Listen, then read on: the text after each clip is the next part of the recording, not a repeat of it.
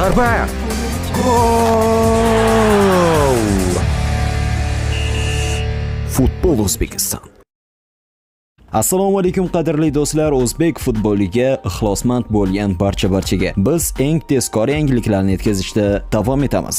Mabodo kanalimizga obuna bo'lmagan bo'lsangiz, podpisatsiya tugmasini bosgan holda obuna bo'ling va eng qaynoq yangiliklarni biz bilan birga kuzatib boring.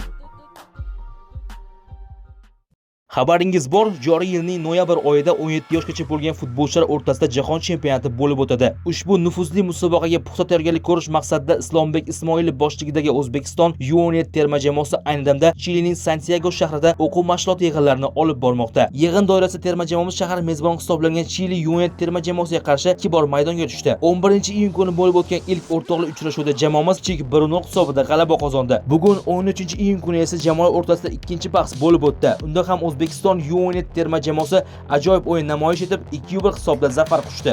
Bu g'alabalar jamoamizni jahon chempionati oldida tobora jiddiy formaga kirib borayotganidan dalolatdir. Terma jamoamizga kelasi o'yinlarda ham omad tilaymiz.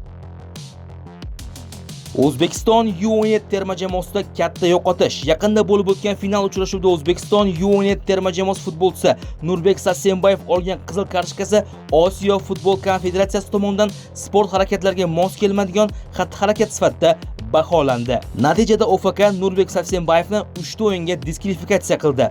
Bu esa futbolchimiz joriy yil noyabr oyida o'tkaziladigan jahon chempionatini guruh bosqichidagi barcha o'yinlarni o'tkazib yuborishni anglatadi. Bu masala yuzasidan Islombek Ismoilov ham izoh berdi.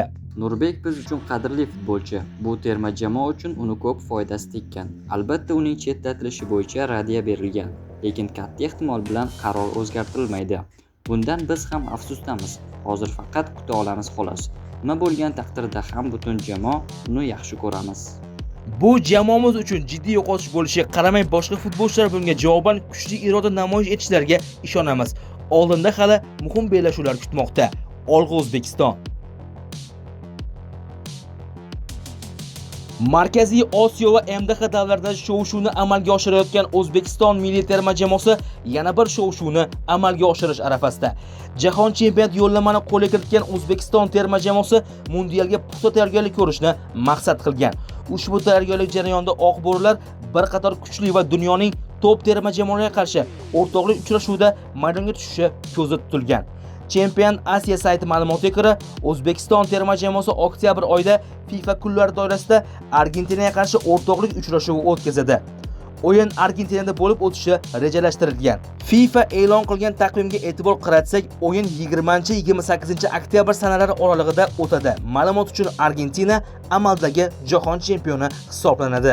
Hozirda bizda mana shular eng tezkor va qaynoq yangiliklarni biz bilan birga kuzatib boring.